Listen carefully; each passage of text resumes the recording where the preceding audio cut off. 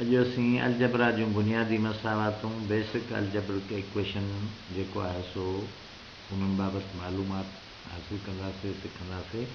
जोड़, वंड, cut, ज़र्ब, multiplication, subtraction, division ऐं एडिशन। अचो असां पहिरीं एडिशन खां स्टार्ट कयूं। x + 5 बराबरि 12। हाणे x + 5 त मसावात छॾाइण जो क़ाइदो हूंदो आहे त जेको 5 5 आहे प्लस आहे उहो असां माइनस कंदासीं ॿिन्ही पासनि खां, त असांखे मसावात जो हल मिलंदो। छो जो एक्स बदिलजंदड़ आहे त असां उनजो हाणे 5 x + 5 -5 बराबरि 12 - 5। हाणे 5 5 खे जेको आहे सो ख़तमु थी विया, इहे ॿई प्लस ऐं माइनस माइनस ई थींदो, ख़तमु थी विया। हेॾा 12 मां 5 विया त असांखे जेको जवाबु मिलियो उहो मिलियो 7। एक्स बराबरि आहे 7 जे। जॾहिं बि को हिसाब प्लस में हुजे वेरिएबल सां गॾु एडिशन जो, त उन जी मसावात छॾाइण जे लाइ साॻियो ई अदद जेको प्लस जो हुजे उहो ॿिन्ही पासनि खां माइनस कंदासीं त असांखे मसावात मिली वेंदी। हाणे एक्स जे जाइ ते जीअं एक्स बराबरि आहे 7 जे त 7 रखियासीं। 7 + 5 बराबरि 12। इहा शइ साबित थी त असांजो मसावात दुरुस्त आहे। सब्ट्रैक्शन x - 5 बराबरि 12। हाणे हुते प्लस हुयो, हिते माइनस आहे, त उसूल मुताबिक़ जे माइनस हुजे त उनखे ॿिन्ही पासनि खां उन अदद खे प्लस करे कट कंदासीं। हिते माइनस जो अदद 5 आहे त 5 ॿिन्ही पासनि खां असां प्लस कंदासीं। अचो ॾिसो, 5 x - 5 x - 5 5 + 5 = 12 + 5। हाणे माइनस प्लस माइनस ई थी विया, इहे असांजा खाइजी विया, ख़तमु थी विया। 5 5 खे ख़तमु थी विया, होॾां 12 + 5 थी विया 17। त एक्स बराबरि आहे 17 जे।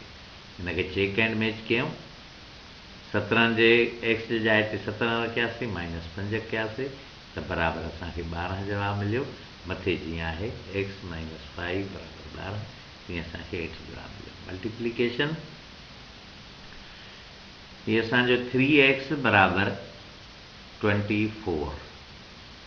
हाणे जॾहिं मल्टीप्लिकेशन अचे त उन में असां मसावात खे ॻोल्हण जे लाइ जेको वेरिएबल सां अदद हूंदो आहे उन सां वंड कंदा आहियूं ॿिन्ही खे। हिते जोड़ ऐं कट न थींदो, हिते वंड थींदी। वंड जो अमल थींदो, जेको 3x आहे इहो 3x खे ऐं 24 खे 3 जेको आहे, जेको अदद असांजो न बदिलजंदड़ आहे, कुदरती अदद आहे 3, इहो ॿिन्ही खे वंड कंदो। हे 3x/3 24/3। हाणे 3x 3 खे जॾहिं असां इहो अमल वंड जो छॾाईंदासीं त असांजी बची बाक़ी x, ऐं हेॾे 24 ते 3 जो असां खोड़ो हणंदासीं त उहो असांजो जवाबु ईंदो 8। एक्स बराबरि आहे 8 जे। हाणे असां छॾाईंदासीं, मां चेक एंड मैच कंदासीं त एक्स जे जाइ ते रखियासीं 8 ऐं 3 जीअं त कुदरती अदद आहे त 8 खां 24, त मथे 3x बराबरि 24 जे, त हिते बि 24 जे। इहा साबिती आहे त असांजो हिसाबु बराबरि आहे, दुरुस्त आहे। डिवीजन में जॾहिं डिवीजन हुजे त उनखे वरी असां ज़र्ब वारे, जीअं मल्टीप्लिकेशन हूंदी आहे त उनजी मसावात छॾाइण लाइ असां वंड कंदा आहियूं, ऐं जे डिवीजन हूंदी आहे त असां ज़र्ब कंदा आहियूं। डिवीजन 4x जेको 4 आहे इहो ॿिन्ही पासे ज़र्ब कंदा। हाणे 4x ॿिन्ही पासनि ॾे 20 ॾे बि ज़र्ब करे थो, हिते 4 खे बि। त हाणे हिते जेको आहे होॾे ज़र्ब आहे सिधी साईं, हिते वंड जे शिकिल में आहे, त वंड में 4 ते 4 जो खोड़ो 1, माना x बची। हेॾो 20 खे 4 सां ज़र्ब त 4 वीह 80। जेको असांजो जवाबु आयो उहो आयो, कट हिनखे कंदासीं, हीअ असांजो ख़तमु थी वियो, त जवाबु असांजो आयो 4 वीह 80। 80। हाणे असां इन खे वेरीफाए कयूं। एक्स जे जाइ ते असां 80 रखियोसीं ऐं वंड जीअं त मथे आहे एक्स वंडिया 4, त असां चैन सां वंड हिनखे कंदासीं, वंड जॾहिं कंदासीं जवाबु आयो 20। त असांजो जेको एक्स आहे उहो बराबरि आहे जेको आहे सो 20 जे। इहो जवाबु असांजो दुरुस्त आहे।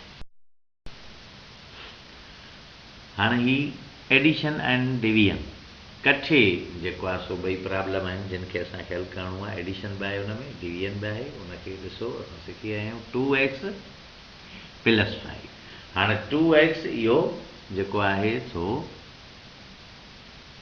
ज़रब जो अमल आहे, +5 एडिशन आहे, बराबरि आहिनि 23 जे 23 जे।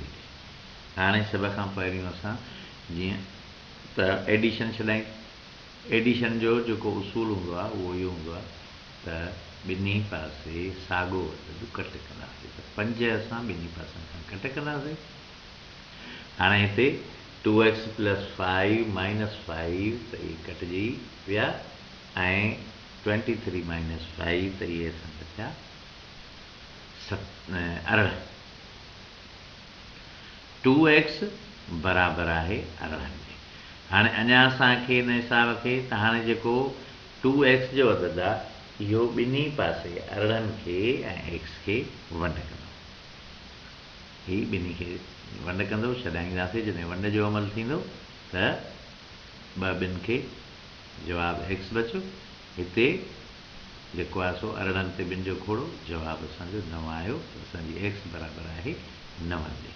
हाणे अची हिनखे मसावात खे छॾायूं त x जे जाइ ते असां 9 रखियासीं, त 2 खे 9 सां ज़रब करे +5 कंदासीं त 2 9 18 थींदो, +5 त 23 असांजो जवाबु दुरुस्त थींदो। हिते 18 + 5 बराबरि 23, ॿिन्ही पासे जवाबु 23 23, त असांजी मसावात जो हल जेको आहे उहो दुरुस्त साबित थियो ऐं असां चेक बि कयोसीं, मैच बि कयोसीं, वेरीफाए बि कयोसीं।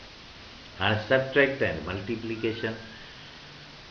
x upon 3 - 8। x upon 3 - 8। हाणे x upon 3, हाणे हिते माइनस आहे त असां सभ खां पहिरियों इन्हनि जी मसावात छॾाइण जे लाइ 8 जो अदद ॿिन्ही पासनि खां प्लस कंदासीं।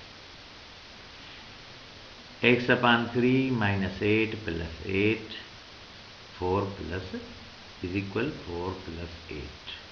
हाणे 4 + 8, 8 खे 8 जेको आहे उहो असांजो ख़तमु थी वियो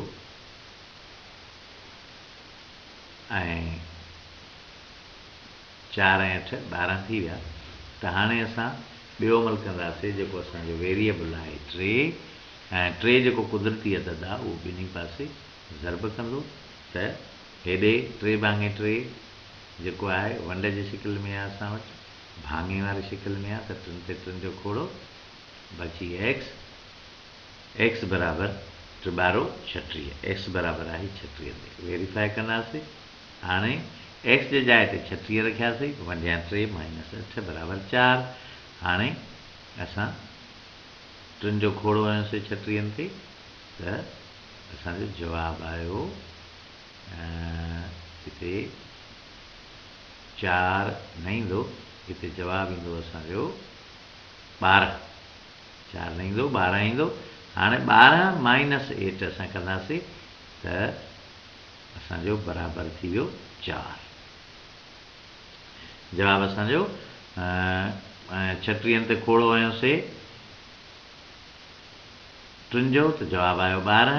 12 मां 8 असां माइनस कयासीं त असांजो जवाबु आयो 4। 12 मां 8। हाणे हिन मां इहा शइ साबित थी त असांजी मसावात जेका उहा दुरुस्त आहे, 4 बराबरि 4 ॿिन्ही पासे आहे। उमेदु तव्हांखे को लाभ मिलियो हूंदो, हितां सुठो तव्हां करायो हूंदो ऐं अॻिते बि इनशा अल्लाह ताला तव्हां